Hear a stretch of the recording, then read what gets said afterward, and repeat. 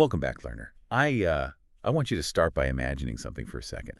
Imagine you're holding this small, kind of unassuming pill right in the palm of your hand. Okay. And the label on the bottle, it promises some pretty outrageous things. It Mm. says taking just one is going to improve your sleep, elevate your daily mood, drastically boost your immune system, and this is the big one, significantly decrease your long-term risk of chronic disease and depression. I mean, if a pharmaceutical company actually managed to patent a pill with those clinical outcomes and somehow got FDA approval for it, it would literally be the most prescribed medication in human history. Oh, Like, we absolutely. wouldn't be able to manufacture it fast enough to keep up with the demand. Right, we'd all be taking it every single morning with our coffee. But the mission of today's deep dive is to unpack a massive stack of clinical reviews, psychological studies, and some surprisingly dense biophysics papers to show that this exact intervention actually exists. You Right. just can't swallow it. It's a completely free, built-in physiological reset button that we all have access to. Today, we are diving deep into the hard science of gratitude. Which I gotta say requires a massive shift in how we usually think about the topic, Totally. because we're so conditioned to view gratitude as just, having good manners or like writing polite thank you notes after a birthday party. Right, it feels like an etiquette thing. Exactly. But the clinical research treats it as a really powerful biological intervention. And to grasp how it actually works, we have to look at the baseline setting of the human brain.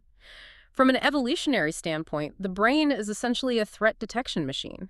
It is hardwired to problem solve and, well, look for danger. Because noticing a predator moving in the bushes is what keeps you alive, whereas, stopping to admire a really beautiful sunset could literally get you eaten. Yeah, that is the negativity bias in a nutshell. We are just not naturally designed to appreciate the good things. We are designed to survive. So if our default operating system is threat detection, we have to consciously force an override to get those physical benefits.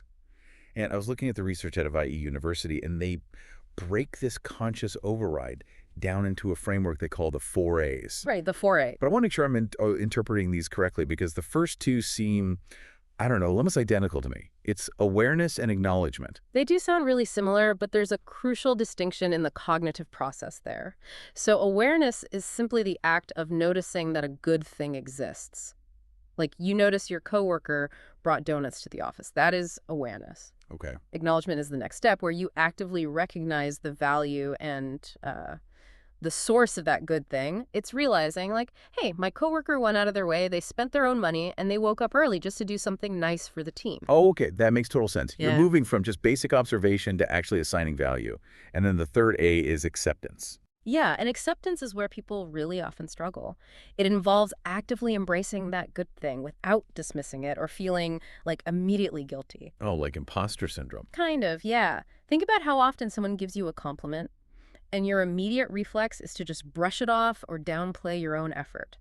Acceptance means letting the positivity actually land. Which sets up the final A, action. Yeah. And that's the outward expression, right? Like saying thank you, writing the note, basically putting that internal state out into the physical world. Exactly. And the crazy thing is, when a person moves through those 4 steps, we can literally watch the architecture of their brain respond. Really? Yeah, functional MRI scans of people actively practicing gratitude show this direct, sustained activation in 3 major areas.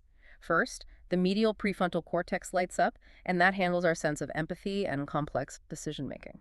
Then, the amygdala activates. Wait, isn't the amygdala like the fear center, the thing that triggers our fight or flight response? It is heavily involved in fear, yes. But more broadly, it's our master emotional regulator. So gratitude actually pacifies the threat response in the amygdala and shifts its processing toward positive emotional regulation instead. Oh, wow. And finally, the hippocampus, which is the brain's memory center, gets highly engaged. The hippocampus element is fascinating to me.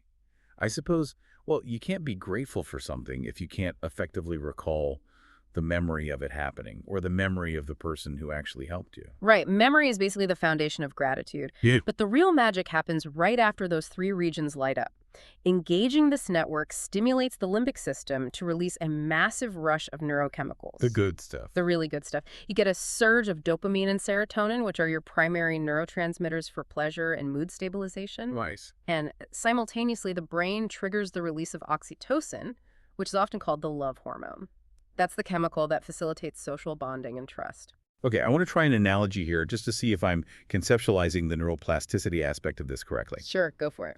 If the brain is basically this negativity-seeking missile, naturally prone to scanning for threats, then practicing these 4As feels like hacking a new pass through a really dense jungle. Like the first time you try to be grateful, you're swinging a machete through thick vines. It is exhausting. Oh, completely. But neuroplasticity says that the more you walk that specific path, the clearer it gets, right? And eventually it gets paved over and becomes a multi-lane highway. The brain is just incredibly efficient. It reinforces the neural pathways that get used the most. So it actually gets easier over time. Exactly. When you repeatedly force the brain to scan for positive things, you are physically thickening those specific neural networks. You structurally change the organ. It makes it biologically easier for your brain to travel down a positive, appreciative route in the future, rather than just defaulting to that anxious, threat-detecting route. So we are literally rewiring the hardware. That's incredible. But the brain, it doesn't exist in a vacuum. It sits inside a physical body. So if the brain is suddenly pumping out all this serotonin, dopamine, and oxytocin, how does the rest of our anatomy react to that? Well, the primary communication bridge between your brain and your organs is the autonomic nervous system. Okay. And you can think of gratitude as a biological switch on that bridge.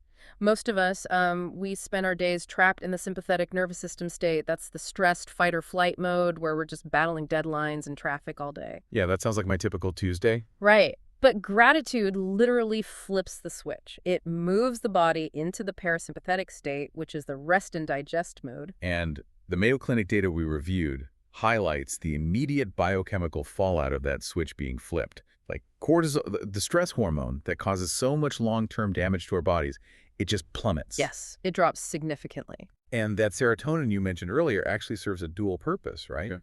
Because when the body relaxes into that parasympathetic state, it takes the serotonin and converts it directly into melatonin, Which is the primary hormone that regulates our sleep-wake cycle. which perfectly explains the clinical advice to do gratitude journaling right before bed. It's not just a nice, calming thought exercise. You are actively manufacturing the chemical your brain needs to fall asleep faster and stay asleep longer. You are. And the physical markers go so much deeper than just getting a good night's rest.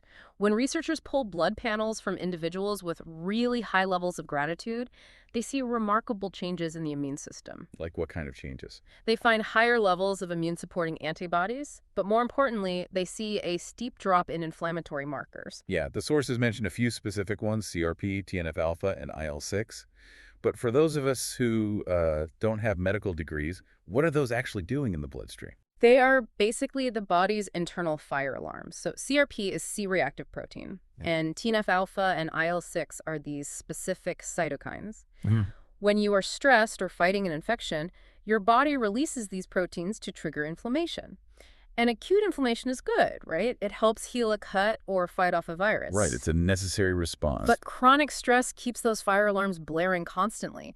And that leads to chronic inflammation, which damages healthy tissue and is linked to almost every major disease, from heart disease to autoimmune disorders. So by forcing the body into that parasympathetic rest state, gratitude just turns off the fire alarms. It lowers the systemic inflammation, which stops the friendly fire, and frees up the immune system to actually protect you from real external threats. Precisely. And there's also a really interesting structural element to consider here, too. The sources included this fascinating chiropractic perspective on how these signals travel. Oh, right, I remember that part. Yeah, the central nervous system is encased in the spine, obviously. And if there are spinal misalignments, what chiropractors call subluxations, it can place physical pressure on the nerves. Like a kink in a garden hose. Exactly, a physical impingement. And that nerve interference can act as a stressor, essentially trapping the body in a state of physical alarm, regardless of what your brain is actually trying to do. Wow. So ensuring the physical pathway, the spine, and the nervous system is clear of interference allows the biochemical signals of gratitude to actually reach the organs efficiently. Okay, speaking of organs, I have to bring up the heart. Yeah, Because I was completely mind-blown by one of the studies in our stat. the HRV one. Yes. There is this highly complex biophysics paper by a researcher named Subhendu Kumar Ghatak. Right. And he analyzed a group of Ramakrishna mission monks who regularly practice a very deep appreciative form of meditation called Tyan. Right, and he was monitoring their heart rate variability, or HRV. Yes, and I waded through some incredibly dense physics in this paper. I mean, I'm looking at lag Poincare plots, nonlinear dynamics, metrics called SD1, SD2, and SD12. I have to admit, I got completely lost in the math. What are these plots actually showing us about the heart? It is incredibly dense math, for sure, but the concept is actually really beautiful. Think of your heartbeat not as a simple metronome ticking away at a steady, perfectly even pace, but rather as, like, a complex jazz symphony. Yes, jazz symphony. Okay, I like that. Heart rate variability measures the tiny microsecond variations in time between each individual beat. And high HRV means your heart is adaptable, it's flexible, and it's responsive to your environment. A rigid, perfectly spaced heartbeat is actually a sign of stress or illness. Wait, really? So a healthy heart should have a slightly irregular, complex rhythm? Yes, exactly. Yeah. And the lagged Poincare plots in Gattak's study are just a mathematical way to map out that complex nonlinear rhythm visually. When he monitored these monks engaging in this deep state of gratitude and appreciation, the plots shifted dramatically. Their overall heart rate slowed down, but the physical amplitude of the R wave, which is the massive spike you see on an EKG, measurably increased. The R wave, that represents the actual contraction of the ventricles, right? It does. It dictates stroke volume. So the physical muscle of the heart began contracting more robustly and efficiently. Each beat was pumping a larger volume of blood with way less overall effort. That is insane. Gattak's math provides absolute, undeniable proof that a calm, grateful mind doesn't just make you feel warm and fuzzy. It literally alters the physical thermodynamics and efficiency of your cardiac muscle. That is just incredible. So we see the neural pathways thickening, the immune system calming down, and the heart pumping blood more efficiently. I mean, the physical benefits are undeniable. But how do you, as the listener, actually achieve this? That's the big question. Because I can't just snap my fingers and be grateful if I'm having a terrible, stressful day. Let's look at the actual mechanics of implementation here. The psychology literature draws a hard line between state gratitude and trait gratitude. Yeah, so state gratitude is a transient emotion. It's that quick, fleeting burst of thankfulness you feel when, like, someone holds the elevator door for you when you're rushing or when a friend buys you a coffee. Right. It feels nice in the moment, but it dissipates really quickly. Trait gratitude is entirely different. It is a persistent, underlying life orientation. Like a permanent lens. Exactly. It's a lens through which you view the world, where you habitually notice and appreciate the positive completely, regardless of your immediate circumstances. And the ultimate goal of all these clinical interventions is to permanently shift someone from occasionally experiencing that state gratitude into basically embodying trait gratitude. Right. One of the most famous, heavily tested methods is the 3 good things exercise, or TGT. It's super straightforward. Over a set period, you just write down 3 positive things that happened. Yeah, that's a classic. And another really powerful one is the gratitude letter, where you write a deeply detailed letter of thanks to someone who positively impacted your life. And the clinical data on the gratitude letter is fascinating because it proves where the actual healing mechanism lies. Studies show profound mental and cardiovascular benefits for the person writing the letter, even if that letter is left completely undelivered. Wait, really? So the benefit isn't in the social transaction or like getting a hug from the person you wrote it to? Not primarily, no. The biological benefit actually comes from the deep, focused cognitive processing required to articulate the gratitude in the first place. Oh, that makes so much sense. We also see evidence supporting internal mantras, like specific loving-kindness phrases. Repeating things like, may I be happy, may I be healthy, directs that appreciative, compassionate energy inward, which honestly is sometimes harder for people than directing it outward. Oh, for sure. Self-compassion is tough. But I have to be honest. Looking at the journaling interventions, the idea of sitting at my kitchen table every single night and forcing myself to write down 3 good things sounds kind of exhausting. Yeah. I feel like after a week, it would just become this mundane chore. I'd stop caring. Does the data address that kind of burnout? It absolutely does, and it's a critical point. Psychologists call what you're describing the paradox of hedonism, or hedonic adaptation. Hedonic adaptation. Yeah. If you chase happiness too rigidly, it turns into work and the benefit completely vanishes. So the methodology of how you journal really dictates its success. The research consensus actually found a very specific sweet spot to avoid this burnout. Oh, what is it? Writing between 3 to 10 items per journal entry is optimal. Fewer than 3, and you aren't really challenging your brain's negativity bias. more than 10, and you induce cognitive fatigue, making it feel like a punishment. Okay, but is there a consensus on how often we should be doing it? Because the daily grind is what usually kills new habits for me. There is a massive debate in the literature between daily versus weekly journaling. A lot of the top researchers strongly advocate for weekly journaling over a daily practice for the exact reason you just brought up. Oh, thank goodness. Doing it once or twice a week keeps the practice fresh and prevents rote repetition. The objective is never just to make a quick list, it's to pause and genuinely reflect on why that good thing happened and who is responsible for it. Because focusing on the why forces you to recognize that other people are contributing to your well-being. Exactly. It taps into what they call the find, remind, and bind theory of social connection. Find, remind, and bind. Yep. Practicing gratitude helps you find people in your environment who are good candidates for quality relationships. It reminds you of the inherent goodness of your existing friends and family, and it actively binds you to them. It is basically the ultimate social glue. And it seems to work across demographics, too. There was that study of 221 6th and 7th graders. Just the simple act of counting blessings measurably boosted their overall satisfaction with school and decreased negative depressive affect. I mean, finding an intervention that decreases negative affect in middle schoolers dealing with early adolescent angst is a miracle in itself. It really is. But, as much as I'm loving the idea of this free magic physiological pill, we have to look at the full picture here. The scientific reviews, specifically that massive meta-analysis by Lilly and Johns Bacon that we reviewed, show a much more complicated reality. Yeah, it's not a cure-all. Right. This isn't just sunshine and rainbows for every single person who buys a journal. To understand the limitations, we really have to view gratitude through Key's dual continuum model of mental health. It is a vital framework. Okay, walk us through that. This model separates mental health into two distinct parallel tracks. On one track, you have mental well-being, which encompasses happiness, life satisfaction, and social connection. On the other track, you have psychopathology, which includes clinical diagnoses like major depression, severe anxiety disorders, and PTSD. Okay, so they aren't just opposite ends of the exact same spectrum. Like, you can have high psychopathology, but still experience moments of high well-being. Precisely. The data is super clear. Gratitude interventions reliably and significantly boost the mental well-being track. However, they are not a guaranteed universal cure for the psychopathology track. Telling someone with clinical chemical depression to just be grateful is not a medical treatment. Right. It's the difference between a daily vitamin and a clinical antibiotic. Like, we shouldn't view a gratitude journal as an antibiotic that instantly cures a severe psychological infection.